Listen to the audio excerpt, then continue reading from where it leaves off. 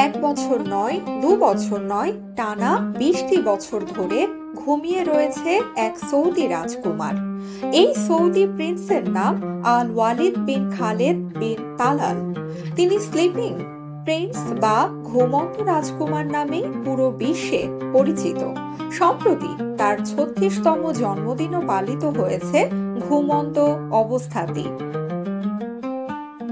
২০০৫ সালে এক মর্মান্তিক সড়ক দুর্ঘটনার কবলে পড়ে ২০ বছর ধরে কোমায় এই যুবরাজ লন্ডনের একটি সামরিক কলেজে অধ্যয়নরত অবস্থায় দুর্ঘটনার কবলে পড়ে মস্তিষ্কে তীব্র রক্তক্ষরণ হয় তার। এরপর থেকেই কোমায় চলে যান প্রিন্স।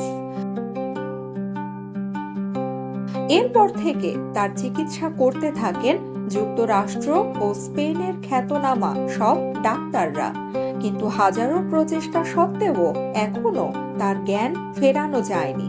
তবে ২০১৯ সালে যুবরাজ একবার সামান্য নড়াচড়া করে আশার আলো সঞ্চার করেছিলেন সকলের মনে। এই বুঝি জাগবে এবার ঘুম ভেঙে, তবে না, তা আর হয়নি। দেখতে দেখতে ২০টি বছর অতিবাহিত হলেও তার সেই ঘুম আর ভাঙেনি।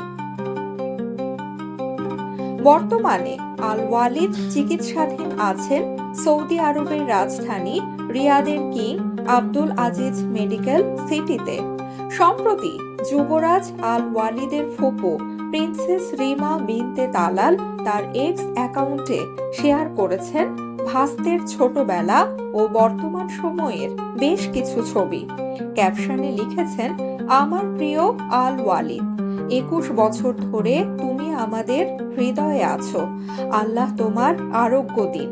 তিনি জানেন তোমার দুর্বলতা। তিনি আকাশ ও পৃথিবীর মালিক।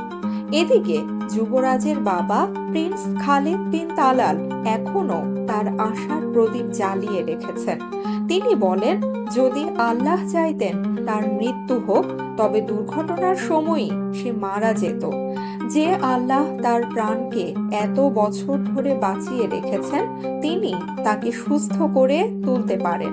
তবে যুবরাজের চিকিৎসকেরা মনে করছেন, এত দীর্ঘ সময় কোমায় থাকার পর সেরে ওঠার সম্ভাবনা খুবই ক্ষীণ। তারপরও অনেকে আশা করেন ভবিষ্যতে কোনো চিকিৎসা পদ্ধতি হয়তো যুবরাজের এই ঘুম ভাঙাতে পারবে।